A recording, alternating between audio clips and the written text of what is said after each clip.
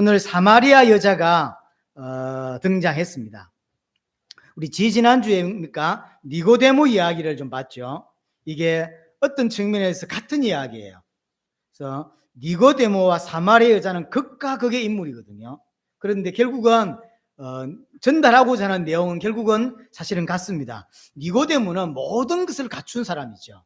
반대로 사마리아 여자는 밑바닥 인생을 살고 있는 사람이에요. 완전히 극과 극이죠. 니고데모는 유대인입니다. 사마리아 여자는 유대인이 가장 싫어하는 사마리아 사람이죠. 니고데모는 바리새인인데 반대로 이 여자는 그런 종교적 색깔이 전혀 없는 사람이죠. 니고데모는 정치인이죠. 정확하게 말하면 사내들인 공회원입니다. 하지만 사마리아 여자는 직업이 없죠. 니고데모는 대단한 학자죠. 예수님이 인정할 만한 학자입니다. 하지만 사마리아 여자는 교육을 전혀 받지 못한 사람이죠. 당시는 여자들은 교육받지 않습니다. 그러니까 완전히 극과 극의 사람이 니고데모와 사마리아 여자예요. 그러니까 이 니고데모는 도덕적으로 굉장히 기준이 높은 사람이죠. 좋은 직업을 가지고 영향력 있고 학자이면서도 바리새인이에요. 그래서 아주 하나님 앞에서 도덕적이고 윤리적이고 이런 기준이 아주 높은 사람이고, 반대로 이 여자는 밑바닥이죠. 그 시대, 2000년 전 시대에 작은 동네에서 6명의 남자와 살았어요. 한꺼번에 살았단 말은 아니지만 6명의 남자와 바꾸고 살았다는 이야기는 보통 이야기가 아니죠. 그렇잖아요. 그래서 완전히 반대 방향이에요. 니고데모는 밤에 예수님을 찾아오죠. 사마리아 여자는 예수님이 낮에 찾아가는 사람이죠. 완전히 극과 극을 대조시켜주고 있는 부분입니다. 가장 큰 차이가 뭐냐면 니고데모는 표적을 보고 예수님을 찾아왔죠. 밤에. 그러나 사마리아 여자는 사마리아 여자가 예수님을 찾아간 것이 아니라 예수님이 사마리아 여자를 찾아가신 거죠. 오늘 여기서 우리에게 뭘 말하고 있는 거냐면, 지금 사마리아 여자는 예수가 누군지, 내가 왜 하나님을 어떻게 만나야 되는지 전혀 모르는 상황입니다. 모르고 있는데 예수님이 찾아오신 거예요. 마치 구원이 이와 같습니다. 오전 예배하고 연결이 되는데요. 로마서 5장 8절, 우리가 아직 죄인 되어 있을 때 전혀 구원받을 마음도 없고 구원이 왜 필요한지도 모르고 있고 어떻게 구원받는지도 모르고 있고 관심도 없는 그때에 하나님이 그리스도를 십자가에 못 박아서 나를 구원할 수 있는 길을 여셨죠. 지금 이 사마리아 여자는 전혀 예수가 누군지, 그분이 나중에 왜 십자가를 질 것인지 모르는 상태에 있는 것이에요. 구원은 전적인 하나님의 은혜로만 주어지는 것입니다. 내가 노력한다고 받을 수 있는 것이 아니죠.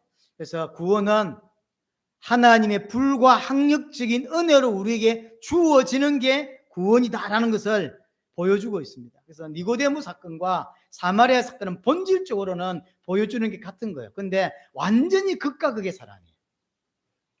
그래서 둘 다 하나님의 은혜가 필요해요. 아주 높은 도덕의 경지를 가지고 있는 니고데모, 아주 철학이나 학식이나 이런 모든 것들을 최고의 갖고 있는 사람도 구원이 필요하고, 가장 밑바닥의 인생을 살고 있는 사람도 구원이 필요한 거예요. 아무리 뛰어난 사람도 구원을 받아야 되고, 아무리 밑바닥의 인생을 사는 사람도 구원이 필요한 거예요. 그것을 우리에게 보여주고 있는 것입니다.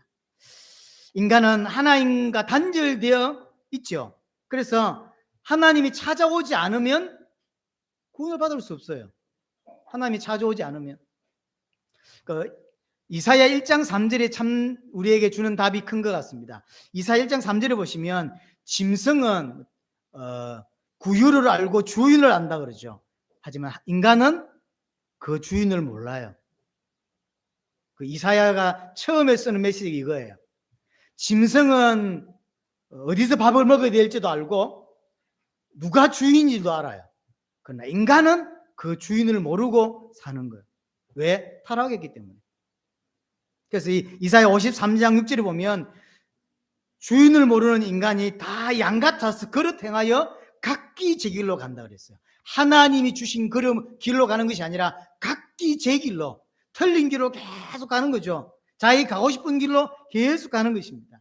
그래서 하나님이 오셔서 계시해 주지 않으면 절대 인간은 구원받을 수가 없는 거예요. 구원을 받았다고 하는 것은, 구원이 이해된다고 하는 것은 하나님의 은혜를 받았다는 증거고, 또 사실은 기적 같은 이야기죠. 자, 이런 여자, 절대 구원이 뭔지, 예수가 누군지도 전혀 모르는 이 여자를 하나님이 지금 찾아오신 것입니다. 오늘 오전 예배 때 마치 야곱을 하나님이 아주 갈급한 심령으로 만들어 놓고 찾아오시듯이 그렇게 찾아오셨어요. 자, 3절부터 보시면, 유대를 떠나사 다시 갈릴리로 가실새 사마리아를 통과해야 하겠다라고 하죠. 그냥 지나갈 수 있는 단어지만 사실은 이런 요한복음은 다른 세 가지 복음서와 좀 다릅니다. 요한은 굉장히 철두철미한 성향을 가진 사람이에요. 단어 하나 이런 것들도 굉장히 주의해서 기록하거든요. 오늘 본문을 보면 유대를 떠나서 갈릴리로 가서 사마리아로 가죠. 이게 사도행전 1장 8절을 은연중에 표현해주고 있는 단어들이에요.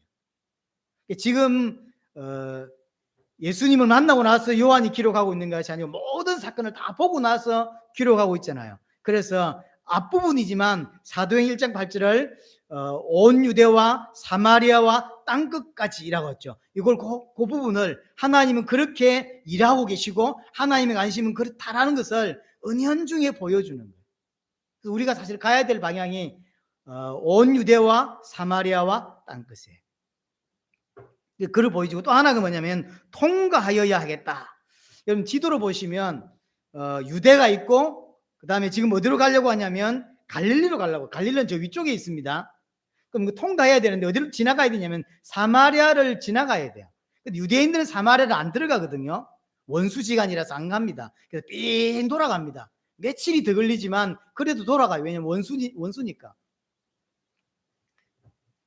이 통과해야 된다는 의미가, 단어가 정확한 단어가 뭐냐면 통과하기로 결정되어 있다는 의미예요. 가는 길에 들린다는 개념이 아니라 처음부터 예수님의 목적지 자체가 갈릴리지만 어디를 거쳐갈 거냐면 사마리아를 반드시 갔다 간다는 거죠. 그러니까 우연히 가다 보니 사마리아로 갔다라는 개념이 아니에요.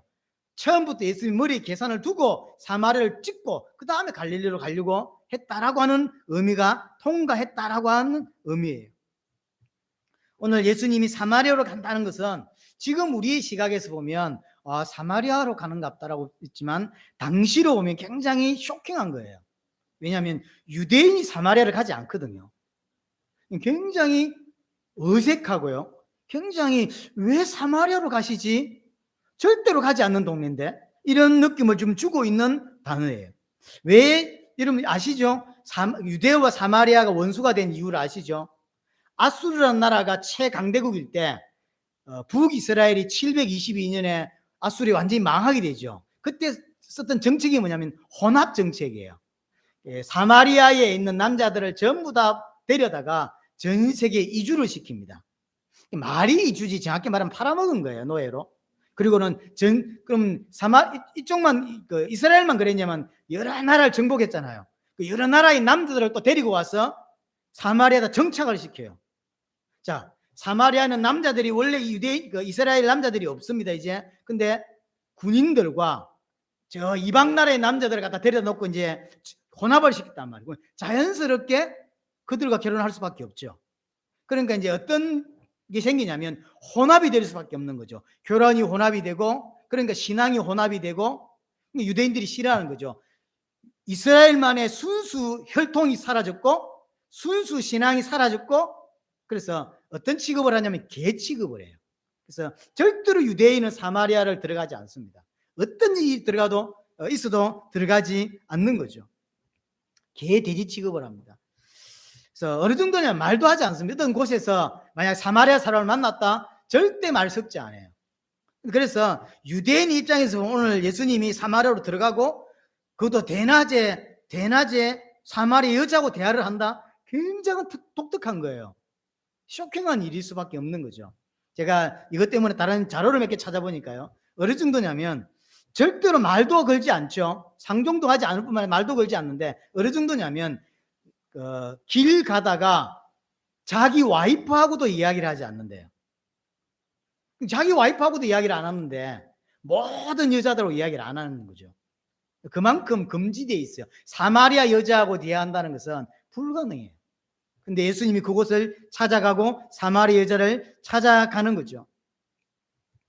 왜 갈까요? 그곳에 하나님의 백성이 있기 때문이죠.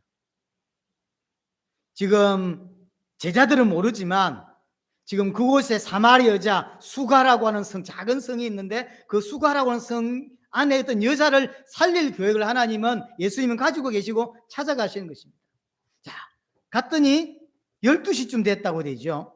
6절에 보면 6시입니다. 이게 이제 유대인 시간이고요. 여기다 6을 더해야 됩니다. 성경에 나오는 숫자에다 6을 더해야 돼, 항상. 그래서 낮 12시예요. 낮 12시고, 이제 점심을 먹어야 되겠죠. 근데 이제 제자들은 수가라는 성 안으로 들어가서 이제 식사할 수 있는 걸 사러 간 것 같아요. 근데 그 12시에 수가성에 있는 여자 하나가 와서 물 길르러 온 거죠. 실제 사마리 여자 한 사람이 물을 길르러 왔습니다. 많은 것을 내표해 주고 있습니다. 보통 사람들은 12시에 물 길러 오지 않습니다. 너무 덥죠. 이번 주에 제가 TV를 보는데 누가 나왔냐면 베트남의 박항서 감독이, 국가대표 감독이죠, 나왔더라고요. 가서 놀라웠던 것 중 하나가 뭐냐면, 다른 나라하고 좀 훈련이 다른 게 일찍 훈련을 시작하고 낮에는 1시간 반 정도를 지침을 한대요. 그게 그쪽 문화의 오랜 전통이래요. 그래서 너무 놀랬대. 근데 그게 문화라고 하니까 해야 돼. 그래서 조금 일찍 일어났어요. 5시에 기상해가지고 좀 하고 운동을 하고 밥 먹고는 1시간 반 자야 된대요. 그리고 이제 일어나서 다 또 오후 훈련하는 거예요. 지금 박항서 감독은 요즘도 그렇게 한다 하더라고요. 한국 와서도 그렇게 하는데 그게 너무 좋더라며. 근데 조금만 더운 나라는 그런 게 있는 것 같아요. 지금 사마리아도 마찬가지예요. 낮에는 거의 다니지 않습니다. 거의 다니지. 근데 지금 한 12시에 물길을 왔다고 하는 것은 가난하다는 거예요. 부자면 물길로 왔겠습니까? 하인시켰지? 또 하나, 아무도 물길로 오지 않는 때 물길로 혼자 왔어요. 그 동네에서 인간관계가 틀어져 있다는 거죠. 왜? 남자 6명하고 살고 있는 여자죠. 작은 동네에서, 지금부터 2000년 전인데 그게 인간관계가 많겠냐고요. 그러니까 이제 어떤 일이 벌어지냐면 많은 상처를 가지고 있다는 걸 알 수가 있죠. 자, 동네 사람들한테 손가락질을 받았겠죠. 동네 사람들에게 받았겠습니까? 남자를 6번째 산다고요. 그러면 남자한테 많이 뒤었겠죠. 기분이 너무 좋아서 헤어지지 않잖아요. 그러니까 지금 남자한테 많이 뒤었고, 이 사건 때문에 6명째 남자하고 살고 있다고. 동네에서 얼마나 손가락질을 받았겠어요. 그러니까 굉장한 상처를 가지고 있는 여자입니다. 이런 여자를 예수님이 지금 찾아오신 거죠. 왜요? 살리시려고, 은혜 주시려고. 그래서 이제 7절에 보시면 물을 좀 달라라고 이야기를 합니다. 지금 예수님이 드디어 왜 사마리아 여자에게 왜 사마리아로 왔는지를 조금씩 나타내 보이시죠. 물을 달라라고 하는 것은 물을 먹겠다는 게 아니에요. 나중에 제자들이 음식을 가져와서 줬더니 예수님이 먹습니까? 안 먹습니까? 안 먹습니다. 그러면서 나는 너희가 모르는 양식이 있다 이러니까 제자들이 뭐라고 하죠? 누가 뭘 좀 먹을 거 줬는가 보다 이렇게 생각하죠. 그러니까 예수님은 지금 물 먹고 싶어서 물 달라는 게 아니에요. 여자에게 있는 목마름이 뭔지를 좀 드러내 주려고 하는 거죠. 이 여자는 인생을 살면서 내게 진짜 근본적인 영적인 목마름이 뭔지를 지금 모르고 있는 상태예요. 그래서 예수님이 네 진짜 문제, 네 진짜의 목마름이 뭔지를 밝혀주려고 하시는 내용이죠. 일단 9절에 보면 일단 여자가 놀랍니다. 왜냐하면 자기한테 말을 걸었거든요. 거기 뭐라고 표현했냐면 상종하지 아니함이라 그러죠. 아니 일단 유대 남자는 절대로 사마리 여자에게 상종하지 않아요. 남자도 상종하지 않습니다. 그런데 말을 걸었단 말이에요. 그러니까 일단 놀랬어요. 자, 10절에 보면 예수께서 대답하여 이르시되 네가 만일 하나님의 선물과 또 내게 물을 좀 달라 네가 누구인 줄 알았더라면 네가 그에게 구하였을 것이고 그가 생수를 내게 주었을 것이다 라고 이야기를 합니다. 한마디로 말하면 난 너에게 생수를 줄 수 있다 라고 이야기를 하죠. 일단 이 말을 이해 못했죠. 어떻게 이해했죠? 육신적으로 이해했어요. 그런 물이 있습니까? 다시 물을 안 떠와도 될 만큼 그런 물이 있어요? 이제 모르는 거죠. 그러니까 니고데모는 거듭남을 육신적으로 이해하는 사람이고 이 사마리아 여자는 생수를 육신적으로 이해하는 사람이에요. 이게 똑같은 거예요. 아주 많이 배운 사람, 아주 못 배운 사람, 아주 높은 지위를 가진 사람, 아주 밑바닥 인생이지만 실제로 깨닫는 수준이 똑같아요. 못 알아듣습니다. 니고데모는 거듭남을 육신적으로 이해하고 있고 이 여자는 생수를 육신적으로 이해하고 있는 거죠. 그러니까 12절에 뭐라고 하냐면 우리 조상 야곱이 이 물을 우리에게 주었는데 여기서 자기와 자기 아들들과 짐승들이 다 마셨는데 당신이 야곱보다 더 큽니까? 생수를 줄 수 있다고 하니까 당신이 야곱보다 큽니까? 묻죠. 예수님이 누군지 모르고 있는 거죠. 예수님은 영생하도록 솟아난 샘물을 주는 분이다라는 걸 모르고 있는 거죠. 우리 14절에 그 이야기 나왔죠. 그죠? 내가 주는 물을 마시는 자는 영원히 목마르지 아니하리니 내가 주는 물은 그것에서 영생하도록 솟아나는 샘물이 된다라고 하죠. 예수님은 영생하도록 솟아나는 샘물을 줄 수 있는 분인 거죠. 그럼 그 샘물에서 나오는 생수는 뭐죠? 성령이었다고 그랬죠. 얼마 전에 그 이야기를 했습니다. 성령이에요. 예수님은 예수님을 통해서 영원히 목마르지 않는 생수를 줄 수 있는 분이 예수님이란 말이에요. 아마 가장 가까운 성경 구절이 에스겔 47장 보면요, 성전에서 생수가 흘러나오죠. 그 생수가 흘러나와서 모든 걸 다 살립니다. 이 생수가 뭐죠? 성령이에요.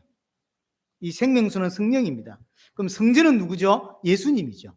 예수님에게서 흘러나온 성령으로 말미암아 살아나는 일이 벌어지는 거죠. 구원받는 일이 벌어지는 것이죠. 하지만 죄인인 사람은 내가 생수가 필요하다라는 것을 못 느껴요. 그럼 이 사마리 여자는 아직 예수님이 하는 말을 이해를 잘 못하고 있죠. 근데 어떤 면에서 예수님이 말을 어렵게 하고 있거든. 못 알아듣고 있는 게 어떤 면에서 이해는 됩니다. 자, 그래 갑자기 예수님이 16절에 뭔 이야기를 하냐면 남편을 불러와라 라고 하죠. 생수 이야기를 하다가 영생 이야기를 하다가 갑자기 남편을 데려오라는 거예요. 왜 남편을 데려오라고 하죠? 이게 관계가 있어요. 인간이 가지고 있는 근본의 목마름과 관계가 있는 거. 그래서 남편을 불러와라 라고 하니까 17절 보세요. 여자가 대답하여 이르되 나는 남편이 없나이다.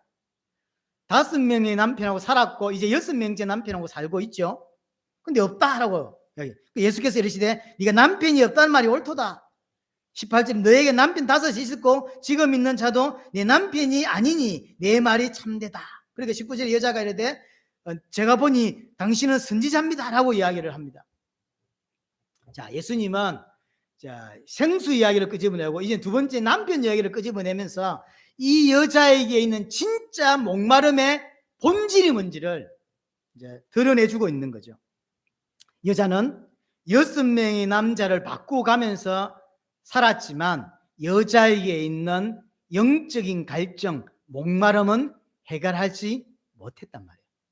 자, 그럼 이 사마리아 여자에게 있는 그 목마름은 사람에서 남편에게서 해결할 수 없는 문제라고 하는 거예요.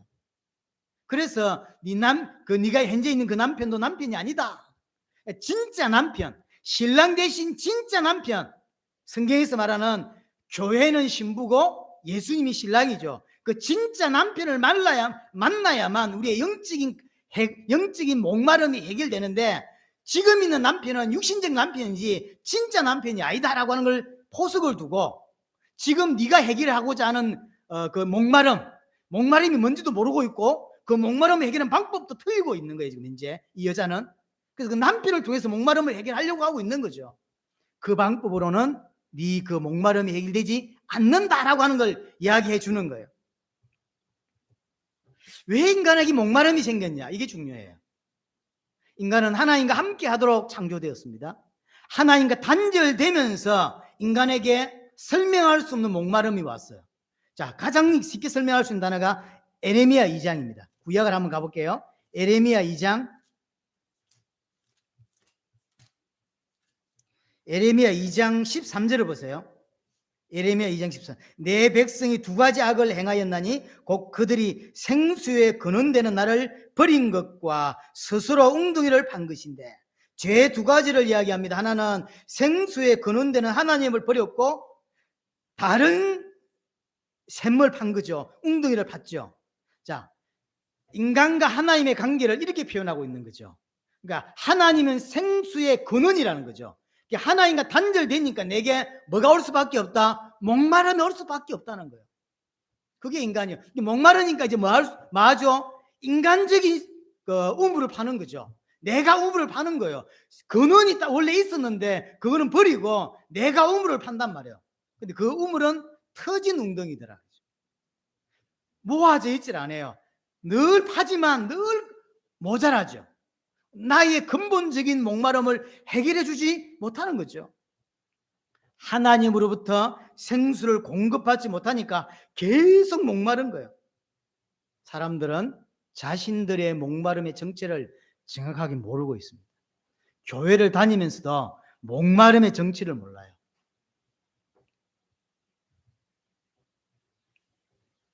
사실은 이 사마리 여자에게 진짜 필요한 것은 예수님이고 예수님으로부터 나오는 생수 성령이죠. 하지만 이 여자는 그렇게 생각할까요? 생각 안 합니다. 자, 이 땅의 모든 사람들에게 예수님이 필요하고 예수님으로부터 나오는 생수 성령이 필요합니다. 그래야 구원받죠. 그러나 그렇게 생각할 거예요. 사람들이 생각 안 해요. 어떻게 자기의 목마름을 해결하려고 하죠? 세상적인 것으로 자신의 그 목마름을 해결하고 싶어 하죠. 두 가지를 모르는 거예요. 목마름의 정체를 모르고 있어요. 도대체 어디에서 시작된 목마름인지를 모르고 있고 이 목마름을 어떻게 해결해야 되는지를 모르고 있는 거예요. 어떻게 해결하지? 주로 돈, 그 다음에 꿈, 그걸 성취하는 거, 또는 남편, 뭐 이런 거 있잖아요. 육신적인 것을 가지고 그래서 성공하려고 그러고 그래서 명예를 가지려고 하는 거예요. 목마름의 정체도 모르고 목마름을 해결한 그 해결의 방법도 지금 이 여자는 모르고 있는 겁니다. 대부분의 사람들은 다 틀린 해결의 방법을 가지고 있는 거예요. 그게 돈이고 그것이 명예고 그것이 남자고 그것이 술이고 자기만의 목마름을 해결하는 이런 걸 가지고 사는 거죠. 그럼 해결되냐면 해결이 안 돼요. 왜냐하면 터진 웅덩이라 항상 가래요. 이상하게 마셨는데 가라고 마셨는데 여전히 허전하고 나의 목마름을 해결되지 않는 거죠. 왜냐하면 근본적인 목마름의 그 이유는 하나님과 단절되어서 온 건데 그렇게 생각 안 하기 때문이에요. 우리의 이 목마름은, 인간의 목마름은 예수 그리스도의 보혈로만 해결이 됩니다. 인간의 목마름은 하나님으로부터 채워야 되는 것이지 사람에게서 채울 수 없는 거예요. 지금 사마리 여자는 그 목마름의 해결의 방법을 남편으로 두고 있는 거죠. 근데 해결이 안 돼요. 그래서 두 번째 남편하고 살아보고 세 번째 남편하고 살아보고 네 번째 남편을 살아보는데 여섯 번째까지 왔다고. 근데 해결되지 않아요. 처음엔 좋죠. 지난번 남편보다 둘째 남편보다 훨씬 이런 부분 잘해주고 설거지도 해주고. 그런데 여전히 해결은 안 되는 거죠. 세 번째 남편 이런 게 엉망이었는데 이런 것도 해주고 이불도 깔아주고 뭐 너무 잘하는데 여전히 돌아서면 해결이 안 되죠. 그럼 지금 사마리 여자는 내 이 목마름이 어디서 시작되었고 그 원인이 뭔지를 모르고 있고 해결 방법을 모르고 있어요. 그러면 사마리 여자만 그렇습니까? 이 땅에 태어난 모든 사람이 딱 이와 같아요. 우리가 사마리 여자예요. 이 땅에 살아가는 사람들이 사마리 여자예요. 분명히 목마름을 가지고 있어요. 근데 그 목마름이 뭔지를 모르고 있고 정체를 모르고 있고 그 목마름의 정체를 모르니까 해결의 방법을 딱 틀리게 하고 있는 거죠. 절대적으로 예수 이름으로부터 오신 성령으로 목마름이 해결되는데 그건 모르는 거죠. 오늘 이야기를 잘 보면요. 제가 서두에 말씀드렸죠. 26절까지가 제가 많이 고민을 했는데 왜냐하면 오후 예배는 너무 길게 않으려고 애를 쓰고 그래서 말을 좀 더 빠르게 하는 느낌이 제게 있고요. 그래서 제가 많이 이게 하면서도 약간 갈등할 때가 많거든요. 오후 예배는 잘 못 들을 수 있어라고 하는. 그래서 없애버릴까 이렇게. 근데 내용이 너무 길어요. 근데 중간에 끊을래니까 같은 내용인데 분리시키니까 너무 그래서 끝까지가 고민해서 왜냐하면 이게 한 라인으로 연결되는 거예요. 물론 설교를 목적으로 한다면 끊어도 상관이 없겠죠. 그러나 제가 좀 좋아하는 스타일은 그 단락이라는 게 있잖아요. 이렇게. 이 단락 안에서 설명이 돼야 되는데 제가 제일 싫어하는 설교가 뭐냐면 본문하고 전혀 상관없는 설교. 어떤 성경 구절 하나 끄집어내 놓고는 오만 이야기를 다 하죠. 그건 저는 하나님 뜻이 아니라고 보는 사람이거든요. 그래서 제 양심상 그렇게 설교를 못 하겠는 거예요. 그래서 고민을 끝까지 금요일까지 하다가 하기로 제가 그래서 많은 것들을 걷어내서 제가 요즘 제일 하는 게 많이 뭐냐면 계속 걷어내는 거죠. 많은 이야기를 정리해 놓고 월요일, 화요일은 제가 자료를 찾는데 정신이 없어요. 이게 지금 원어적으로 맞는 말인지 뭘 생각해야 될 것인지를 자료를 찾는데 거의 화요일까지 보내고요. 그때부터 이제 걷어내는 작업들을 합니다. 왜냐하면 이게 다 할 수 없거든요. 그래서 다 걷어내고 제가 엄청 걷어내고 설명하고 있는 겁니다, 지금. 자, 목마름으로 설명을 시작해가지고 생수 이야기로, 그다음 남편 이야기로, 갑자기 이제 20절부터 보면 갑자기 예배 이야기로 턱 연결돼요. 완전 다른 이야기 같지 않습니까? 사마리아 여자, 생수, 그다음 남편, 그다음에 예배 이야기로 연결된다는 거 지금 이게 같은 이야기예요. 같은 이야기예요. 인간의 영적인 목마름의 정체는 하나님과 단절되어서 왔다는 것이고, 그래서 하나님과 단절된 문제이기 때문에 육신적인 어떤 부족으로 온 게 아니에요. 근데 이걸 사람들이 모른다고. 분명히 예수 그리스도의 보혈로만, 그가 보내신 성령으로만 우리의 영적인 목마름을 해결할 수 있는데 그걸 모른다고. 그러니까 잘못된 방법으로 해결하는 거예요. 잘못된 방법으로. 지금 이 사마리 여자는 어떤 해결 방법을 쓰고 있죠? 남편을 계속 바꾸고 살아가는 거죠. 이혼하고 또 다른 남자하고 살고, 또 이혼하고 또 세 번째 남자하고 결혼하고, 또 이혼하고 네 번째, 다섯 번째, 이렇게 해서 여섯 번째. 아마 모르긴 해도 제가 자료를 찾아보니까 공식적으로는 세 번까지 이혼이 가능하다더라고요. 당시에. 자료를 제가 찾는 중에 그런 자료가 있더라고요. 정확한지는 모르겠고요. 그러면 이제 공식적으로는 세 번까지만 뭘 할 수 있어. 그러면 나머지 여섯 번째 남자잖아요. 그냥 살았다는 거죠. 정상적인 결혼 생활을 할 수 없으니까 그냥 사는 거죠. 이 사마리아 여자 이야기가 개인적으로 영적인 자기의 목마름을 해결하는 방식이었다고 한다면, 예배 이야기는 전 인류적으로 잘못된 영적 해결을 하는 방식이에요. 같은 라인이에요. 자, 이해됐습니까? 다시 설명할게요. 지금 사마리아 이 여자는 남편을 통해서 자기 영적인 목마름을 해결하려고 하고 있잖아. 이게 잘못된 거라고. 예배가 어떤 거냐면 전 인류에서, 전 인생사에서 자기의 영적 목마름, 자기의 이 목마름이 뭔지를 몰라서 그 잘못된 영적인 목마름을 해결하려고 하는 게 예배라고 하는 거예요. 그래서 연결되는 거예요. 작게는 남편이 이런 문제를 통해서 자기 목마름을 해결한다고 하면, 예배는 인류 전체가 잘못된 해결 방법을 쓰고 있는 게 예배라고 하는 것으로 드러나는 거예요. 모든 인류는 예배라는 걸 합니다. 불교, 이슬람, 힌두교, 모든 종교 예배하죠. 그렇죠? 그게 자기의 어떤 목마름을 해결하려고 하는 거잖아요. 맞습니까? 맞죠? 자기 어떤 문제를 해결하려고 하는 거예요. 그 목마름을. 그게 어디서 왔는지도 모르지만 목마름이 있다는 걸 안다고. 그래서 자기의 목마름을 해결하려고 하는 게 종교예요. 그래서 모든 나라에, 모든 시대에 다 종교라는 게 있고, 자기의 어떤 목마름을 해결하려고 하는 거죠. 어떤 사람은 무신론자도 있는데요. 무신론자는 없을까요? 그럼요. 어떤 특정인 종교를 믿지 않지만 뭘 믿죠? 자기 생각을 믿는 거죠. 그러니까 나는 신을 안 믿어라고 하는 무신론자는 자기를 믿는 거예요. 바울은 이걸 뭐라고 표현했죠? 우상숭배라고 표현했어요. 골로새서 1장입니까? 탐심은 우상숭배니라. 그래서 무신론자도 우상숭배하는 거예요. 왜 다른 사람들은 어떤 신을 믿고 종교를 선택하는 자기는 그걸 안 하죠? 자기는 그게 틀렸다고 생각하는 거예요. 그 해결 방법은 뭐가 맞죠? 자기의 어떤 노하우는 자기 생각이 맞다고 생각해요. 그 탐심은 우상숭배라니까요. 다 똑같은 거예요. 그래서 모든 인류 태어난 사람은 전부 잘못된 해결의 방법을 가지고 날아가는 거죠. 그럼 종교란 게 뭐냐라고 하면 간단합니다. 자신의 유익을 위해서 만든 게 종교예요. 어떤 힘 있는 자를 이용해서 나의 목마름을 해결하고자 하는 것. 어떤 힘 있는 존재를 이용해서 내 문제를 해결하고자 하는 게 종교란 말이에요.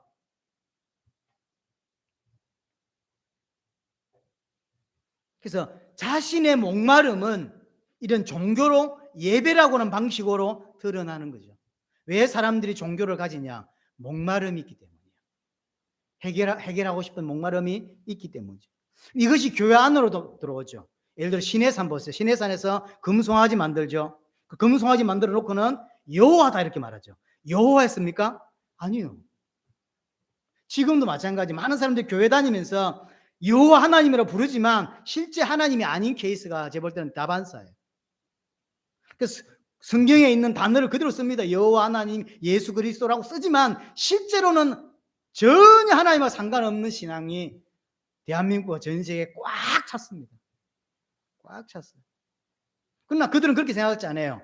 송아지를 만들어 놓고 우리를 애굽에서 건져내신 여호와다 이렇게 표현합니다. 그러니까 교회 안에 엄청난 잘못된 해결의 방법들이 존재하는 거죠. 또 하나 오늘 20절에 보시면요. 사마리 여자가 어떤 이야기를 했냐면 우리 조상들은 이 산에서 예배하는데 당신들의 말은 예배할 곳이 예루살렘이 있다 하더이다. 이제 남북이 갈라진 이후 남쪽은 남유다는 예루살렘에서 성전 예배를 드리고 북이스라엘은 어디서 하죠? 사마리아에서. 여기서 말하는 산은 어디죠? 그리심산. 들어보셨을 겁니다. 그리심산에서 예배합니다. 왜 하필 그리심산이냐면 사실은 배경이 있습니다. 북이스라엘이 완전히 망하고 바벨론에 멸망받아가 돌아온 이후에 유대인들 남쪽에 있는 사람들은 예루살렘으로 모였지만 북쪽에 있는 사람들은 여전히 거기 남아있어요. 그래서 그리심산에서 예배를 해요. 왜 그러냐면 창세기 12장에 보면 아브라함이 세겜 땅 모래 상수리 나무 아래서 거주했고 제단을 샀죠. 그 세겜 땅이 그리심산이에요.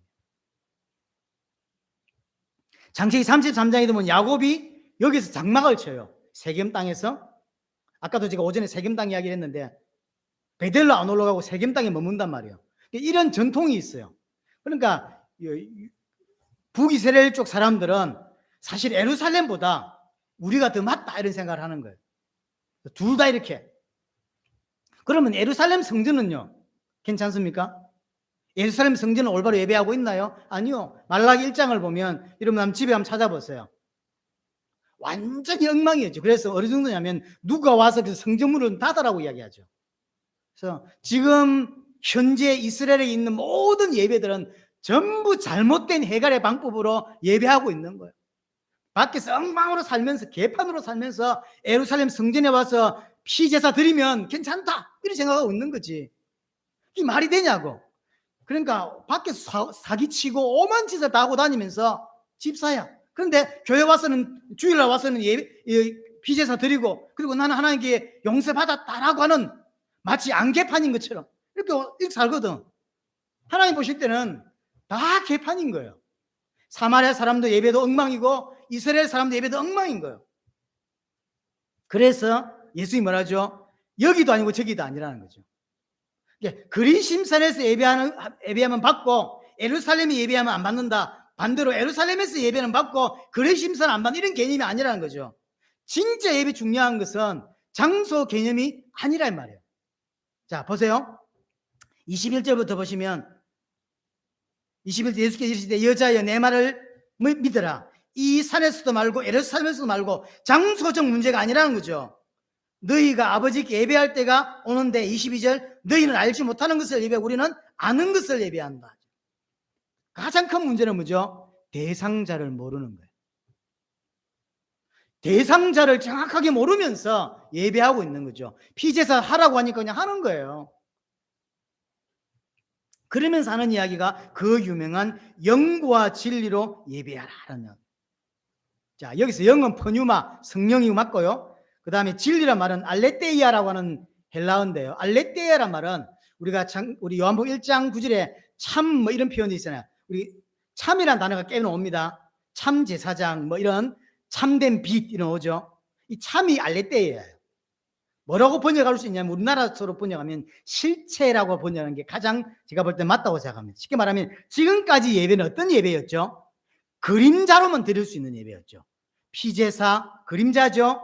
뭐의 그림자입니까? 예수 그리스도 보혈의 그림자죠. 제사장 그림자입니다. 뭐의 그림자입니까? 참된 대제사장 되신 예수 그리스도의 그림자죠. 보혈, 피 흘리는 거, 어린 양, 안식일, 절기 모든 거 전부 그림자. 지금까지 드리는 모든 예배는 그림자 예배예요. 그럴 수밖에 없죠. 그림자 예배를. 여기서 지금 예수님이 영과 진리로 예배하라고 할 때 이 진리로 예배한다는 이야기는 어떤 이야기죠? 참된 예배는 뭐죠? 실체로 드리는 예배라는 의미예요. 이제부터 진짜 예배를 드려라. 그 진짜 예배가 뭐냐면 실체를 가지고 드리는 예배. 그림자 말고 실체. 무슨 말이냐면 실체이신 예수 그리스도를 제물로 바친 예배. 예수 그리스도를 근거로 한 예배. 이게 진짜 예배라는 거죠. 지금까지는 소 잡고 양 잡고 그림자입니다. 이건 진짜 예배가 아니에요. 그때는 그럴 수밖에 없었단 말이에요. 예표였죠. 근데 예표가 아닌 실체로 드리라는 거죠. 그래서 예배는 장소적 문제, 형식의 문제가 아니라 실체로 드리는 예배. 강단에서 계속 예수 그리스도의 보혈이 흘러나오는 예배, 그것을 근거로 한 예배가 진짜 예배다란 말이에요. 그래서 설교가 설교 아닙니다. 예수 그리스도의 보혈이 근거된, 그것이 바탕이 된 예배만이 예배라는 거죠. 나머지는 전부 다 그림자예요. 근데 지금도 전 세계 교회는 진짜 예배를 드리지 못하는 교회가 많습니다. 제가 어떤 글을 읽었는데 그것이 이게 현실이다 이런 생각이 들어서 그게 뭐냐면 미국의 가장 큰 교회 중 하나가 세들백 교회입니다. 세들백 교회를 개척했던 그 목사님이 이제 은퇴할 쯤 나이가 되어서 기자들이, 왜냐하면 세계적으로 엄청난 교회를 만들었잖아요. 뭐 수십만 명이 모이니까. 그래서 이제 인터뷰를 한 내용을 제가 봤어요. 그 이제 몇십 년 전에 개척을 해서 지금 엄청난 교회를 됐다고. 목사님, 과거로 돌아갈 수 없지만 만약에 이제 수십 년 목회를 한 입장에서 세계적으로 가장 존경받는 목사가 된 입장에서 다시 개척의 순간으로 돌아간다고 할 때 뭘 조금 더 보강하고 싶습니까? 뭐가 좀 아쉽습니까? 라고 물었더니 그 대답이 제가 이게 세계교회다 이런 생각이 들더라고요. 그게 뭐냐면 음악 이랬어요. 가장 아쉬운 게 뭐냐면 복음을 내가 선명하게 전하지 못했다 이런 게 아니라 음악에 대해서 조금 잘하지 못했다 이런 생각. 그럼 그 교회 여러분들 우리는 가보지는 못했지만 들어서 알잖아. 책을 봐서 알잖아요. 얼마나 많은 교향당 같은 이런 악기 이런 것들이 잘 갖춰준 교회인데요. 그런 교회가 하는 소리예요. 그러니까 본질을 이 목사님도 모르고 있는 거예요. 수십 년 목회해서 세계에서 가장 큰 교회를 만들어 놓고 하는 소리가 교회 안에 음악, 찬양들을 조금 더 잘 만들었으면 이런 생각을 한다는 거죠. 이것이 전 세계 교회의 실정이에요. 내용에 집중하지 않고 뭐에 집중하죠? 껍데기에 집중해요. 껍데기. 그래서 어떤 것도 봤냐면 제가 부산에서 있을 때 뭐 큰 교회는 아니고 약간 중형식 교회인데 성가대 지휘자도 서울대 음대 나온 분이었고요. 그다음에 반주하고 그다음에 바이올린하고 뭐 여러 가지 악기팀이 있는데 악기팀 몇 사람은 돈을 주고 부르는 사람이었어요. 믿는 자가 아니요. 믿는 자가 아닌데 교회 와서 해주는 그 페이를 받고. 큰 교회는 그런 데가 많거든요. 어떻게 생각합니까? 전 세계 교회가 하나님이 원하시는 예배하고 전혀 다른 방향으로 가고 있는 거예요. 이런 모든 것들이 종합되어져서 정말로 실체이신 그리스도를 바탕으로 근거로 그 보혈로 드려지는 예배가 될 수 있도록 하는 모든 것들이 뭐의 역사죠? 성령의 역사인 거예요. 그래서 영과 진리로 예배하라. 정말로 실체 대신 가짜 예배 말고 그림자 예배 말고 실체이신 그리스도가 바탕이 되고 그것이 근거가 된 예배, 그리고 거기에 성령이 역사하시는 예배, 그 예배를 하나님이 받는다라고 하는 의미.